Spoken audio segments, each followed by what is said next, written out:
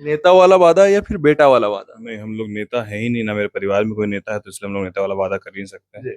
ये पूरी तरीके से शुद्ध बेटा वाला वादा है। बेटा वाला वादा है। अच्छा। गुंडा बैंक का भी मुद्दा बड़े नेता है तेजस्वी यादव, उनके द्वारा उठाया जाता है, तो फिर राजेश वर्मा क्या सोचते हैं उस? कि राजेश वर्मा के ऊपर एक आरोप यदि सिद्ध कर दें, जी। ये तमाम जो आरोप वो लगा रहे हैं, तो मैं राजनीति से छोड़ दूंगा। राजेश जी, क्षेत्र में ये भी अफवाह है कि जेडीयू जो है आप ही के गठबंधन में है, अंदर ही अंदर भीतरघात भी हो रहे हैं उस पार्टी में। राजेश जी, आप भी युवा हैं, युवाओं के लिए क्या कुछ करने जा रहे हैं? चुनाव अब तो प्रचार प्रसार समाप्त हो गया, तो हम बस आपसे जानना चाहते हैं कि युवाओं के लिए कुछ रोड मैप है, ब्लूप्रिंट है आपके पास? तो यहाँ के नौजवान साथी जो कॉम्पिटिटिव एग्जाम की तैयारी करना चाहते हैं, लेकिन उनके पास वो सड़क पे दौड़ रहे हैं, जी। उनके पास एक बेहतर मैदान नहीं है, हम्म। स्पोर्ट्स के क्षेत्र में जो बेहतर करना चाहते हैं, उनके पास एक ग्राउंड नहीं है। तो जी। हम लोग प्राथमिकता में हम्म। युवाओं के लिए किस तरीके से बेहतर ग्राउंड की व्यवस्था और ये तमाम चीजें जो मैंने आपको बताई वो जी। सब उसमें हो। मेरा सवाल वही है कि जब अगली बार आप चुनाव लड़ने आए तो फिर मोदी जी का नाम, नीतीश जी का नाम से कहीं ज्यादा नाम राजेश वर्मा का नाम होना चाहिए। जातीय समीकरण की बात कर ले तो यहाँ पे मुसलमान वोटर कहीं ना कहीं आपसे छिटकते नजर आ रहे हैं। आप देखिएगा कि अल्पसंख्यक समाज के लोग भी जी। वो मतदान करने जाएंगे इस बार जी। एनडीए को। एनडीए को मतदान करेंगे मुसलमान समाज के आप लोग? देखिएगा, अच्छा। मैं एकदम आपको कह रहा हूँ कि कितना विश्वास है? खासकर नौजवान साथी और महिलाएं, हम्म। उनका मतदान आप देखिएगा। नमस्कार, देखिए कल बिहार के कुछ सीटों पर चुनाव होने वाले हैं, उसमें एक सीट खगड़िया भी शामिल है। इंडिया समर्थित लोक जनशक्ति पार्टी रामविलास के प्रत्याशी राजेश वर्मा जी हमारे साथ है। बहुत स्वागत है सर। बहुत शुक्रिया सर।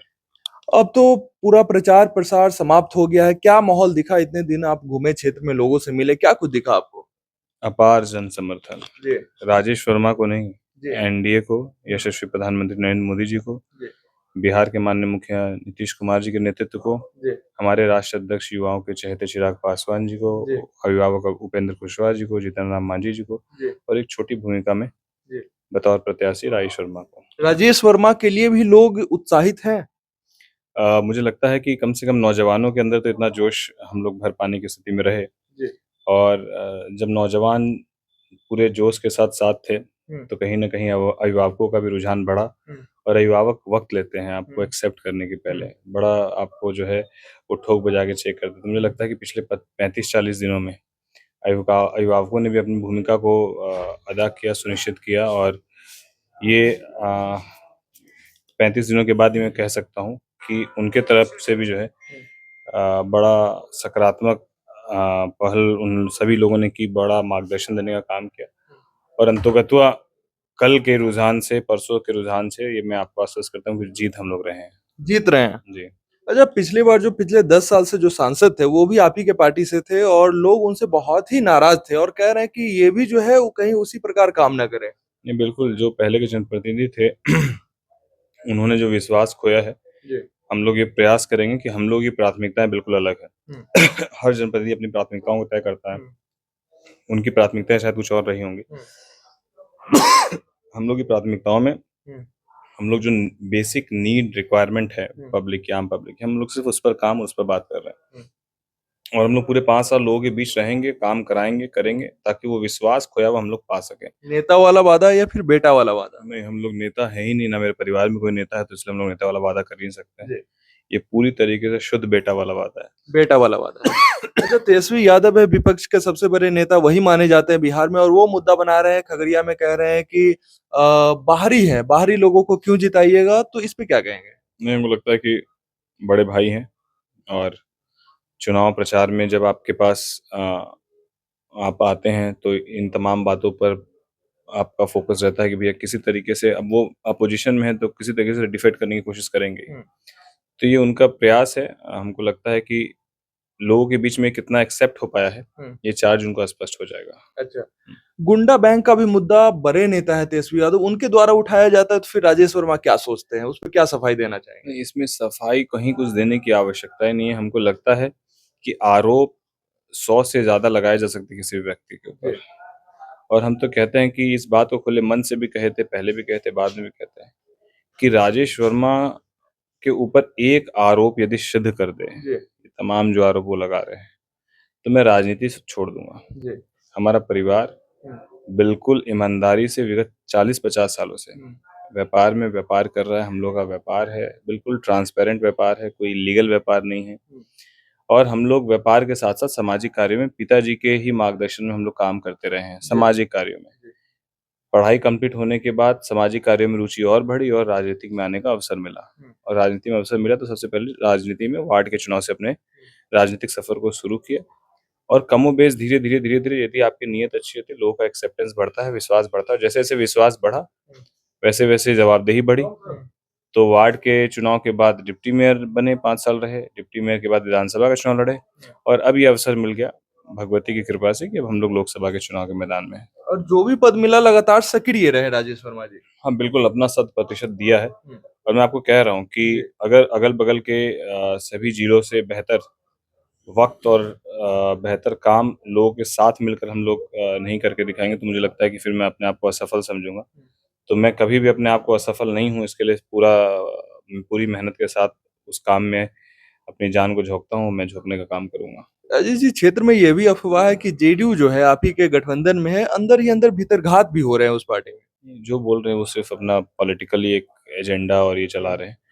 जदयू के सम्मानित जिला अध्यक्ष, प्रखंड अध्यक्ष, पंचायत के अध्यक्ष, बूथ अध्यक्ष तक मैं कह रहा हूँ, हम लोग की वहाँ पर भी बहुत सारे लोगों से बातचीत हुई है, मिला हूँ। और जब हम लोग क्षेत्र जाते हैं तो सब लोगों का जो वेलकमिंग नेचर है, जो आतिथ्य का भाव है, वो अद्भुत है। कहीं कोई मतभेद नहीं है। ये सिर्फ़ मतभेद वाली बातें वो फैलाने का एक रूमर फैलाया जा रहा है कि भैया वो मतभेद है, बट कहीं कुछ ऐसा नहीं है। सब इंटैक्ट है, सब एक साथ है। राजेश जी, आप भी युवा हैं, युवाओं के लिए क्या कुछ करने जा रहे हैं? चुनाव अब तो प्रचार प्रसार समाप्त हो गया, तो हम बस आपसे जानना चाहते हैं कि युवाओं के लिए कुछ रोड मैप है, ब्लूप्रिंट है आपके पास? देखिए मैं जब डिप्टी मेयर भागलपुर था तो हम लोगों ने एक सैंडिस कंपाउंड ग्राउंड है, जी। जिसके जीर्णोद्धार के लिए हम लोगों ने लगभग स्मार्ट सिटी से 25 करोड़ से 30 करोड़ के आसपास की राशि से हम लोगों ने उसके सौंदर्यीकरण के लिए और जीर्णोद्धार के लिए हम लोगों ने जी।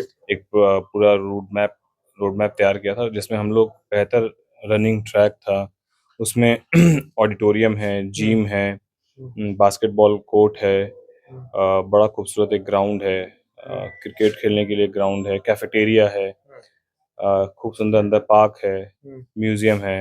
तो ये सारी चीज़ें एक ही ग्राउंड में हम लोगों ने करने का काम किया और आज सुबह मॉर्निंग वॉक हो, इवनिंग वॉक हो, किसी भी कॉम्पिटिटिव एग्जाम के लिए रनिंग ट्रैक चाहिए नौजवान साथियों को, वो सारी चीज़ें वहाँ पे ये मुहैया। सब तो आपने भागलपुर में दे दिया।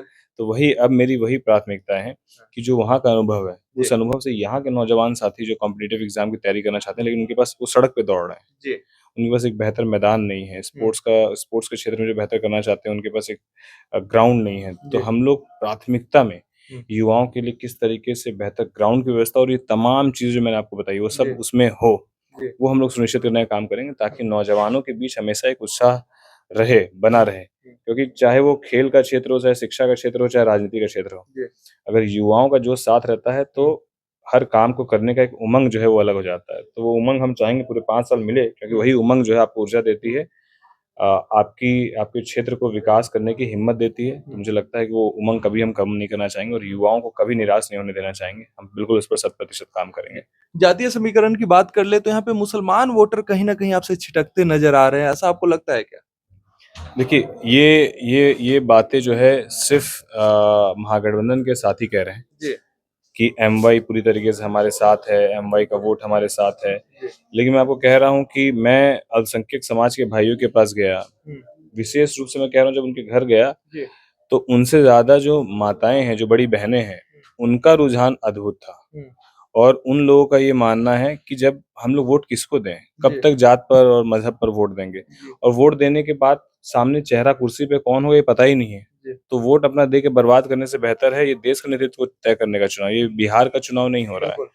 तो जब देश के नेतृत्व को तय करने का चुनाव है तो उनका विज़न और उनका सोचना बिल्कुल स्पष्ट है कि वो आप देखिएगा कि अल्पसंख्यक समाज के लोग भी वो मतदान करने जाएँगे इस बार एनडीए को। एनडीए को मतदान करेंगे मुसलमान समाज के आप लोग? देखिएगा। अच्छा। मैं एकदम आपको कह रहा हूँ कि कितना विश्वास है? खासकर नौजवान साथी और महिलाएँ, उनका मतदान आप देखिएगा। जी। कल हम लोग के रोड शो में आप देखते जी। अल्पसंख्यक समाज की महिलाएँ वहाँ पर थी, आशीर्वाद दे रही थी। अरे भर-भर के। जी। और वो आशीर्वाद हमको नहीं था, वो आशीर्वाद डायरेक्ट हमारे यशस्वी प्रधानमंत्री नरेंद्र मोदी जी को था। मोदी जी को था। मोदी जी ने यदि हर घर जी। जो उन्होंने एक राशन की योजना चलाई, बिल्कुल। जिसके तहत 5-5 किलो अनाज मिल रहा है उन जी। तमाम परिवारों को तो वो योजना का लाभ ये पूछ के नहीं दिया जा रहा है कि आप हिंदू हैं, कि आप मुसलमान हैं, कि आप सिख हैं, कि आप ईसाई हैं, कि आप किसी धर्म के हैं, किस जी, जात के हैं। वो सब के लिए है जी, और उसका लाभ सबको मिल रहा है। जी, तो वो लोग नहीं भूल सक रहे हैं। जी, इसलिए उसका प्रभाव उनका न हमारे यशस्वी प्रधानमंत्री जी का जो ग्राउंड लेवल पे लोगों के बीच में किया गया काम है, जी, वो काम नज़र आएगा, वो परिणाम में नज़र आएगा। अभी लोग जितना परसेप्शन बना लें, हुँ, लेकिन वापस से मैं कह रहा हूँ आपको, जी, ऐतिहासिक जीत पूरे देश में और हुँ। बिहार में 40 की 40 होने जा रही है। 40 की 40 सीट। आप देखिए। चलते-चलते खगड़िया की जनता से क्या अपील करेंगे? कल उनको मतदान करना है तो क्या आग्रह करेंगे आप? मैं बस हाथ जोड़कर यही निवेदन और आग्रह करता हूँ कि आप सब लोग अपना आशीर्वाद देश के नेतृत्व को तय करने के लिए, बिहार के नेतृत्व को तय करने के लिए जी, और खगड़िया को जो पिछड़ा जिला माना जाता है, उस पिछड़े के टैग को 5 साल में हटाने के लिए हुँ, एक नौजवान अपने बेटे, अपने भतीजे को मौका दे। मैं आपको आश्वस्त करता हूँ कि आपको निराशा नहीं होगी और मैं आपको ये भी आश्वस्त करता हूँ कि चाहे वो खेल का क्षेत्र हो, चाहे वो स्वास्थ्य का क्षेत्र हो, चाहे वो शिक्षा का क्षेत्र हो, चाहे वो रोज़गार का क्षेत्र हो, चाहे वो यहाँ पर आर्थिक रूप से समृद्ध करके व्यापार का क्षेत्र हो, बेहतर ट्रांसपोर्टेशन सिस्टम हो, हम लोग पूरे 5 साल सिर्फ़ इन चीज़ों पर काम करने वाले हैं और ये विश्वास के साथ कह सकता हूँ कि 5 सालों में सड़क के जाल हम लोग बिछा कर देंगे। इन 5 सालों में हम लोग बेहतर शिक्षा और स्वास्थ्य व्यवस्था मुहैया करा के देंगे। इन 5 सालों में हम लोग रोज़गार के लिए उद्योग यहाँ पे एस्टेब्लिश करा के देंगे। ये सब हम लोग 5 सालों में करके अपने आप को पहले साबित करेंगे। फिर अगले 5 साल मैं चाहूँगा जब अगली बार चुनाव लड़ूँ तो इनका विश्वास लोगों का आप लोगों का विश्वास इतना जीत पाऊँ कि अगली बार मेरा प्रचार मुझे नहीं करना पड़े, लोग करें। मेरा सवाल वही है कि जब अगली बार आप चुनाव लड़ने आए तो फिर मोदी जी का नाम, नीतीश जी का नाम से कहीं ज़्यादा नाम राजेश वर्मा का नाम होना चाहिए। नहीं, हमारे नेता का नाम तो हमेशा होना चाहिए, हम हुँ, तो हमेशा ये चाहते हैं। लेकिन आपके काम के नाम पर वोट माँगा जाए ये ज़्यादा मेरे होना चाहिए। मेरे नेता का जो विश्वास है, वो विश्वास हम बना के रख पाएँ, जी, मेरा प्रयास ये ज़रूर होना जी, चाहिए। यदि पहले के जो जनप्रतिनिधि रहे, उनके कारण नेताओं को जो हमारे नेता शीर्ष नेतृत्व हैं, उनके सम्मान को ठेस पहुँचता है। हुँ, उनके प्रति लोगों की जो है भावना थोड़ी कमज़ोर होती है। तो मुझे जी। लगता है कि वो भावना और मजबूत हो और विश्वास मजबूत हो, इसके लिए हमारी जो भूमिका है, वो शत प्रतिशत होनी चाहिए और वो हम लोग कर रहे हैं काम। चलिए, धन्यवाद। तो ये राजेश वर्मा थे, खगड़िया से एनडीए के प्रत्याशी थे और बड़ा दावा कह रहे हैं कि देश में 400 पार और बिहार में 40 की 40 सीट जो है एनडीए को मिलने जा रहा है। इन तमाम मुद्दों पे आप क्या कुछ सोचते हैं? कमेंट में अपनी प्रतिक्रिया ज़रूर रखें। बहुत-बहुत धन्यवाद आपका।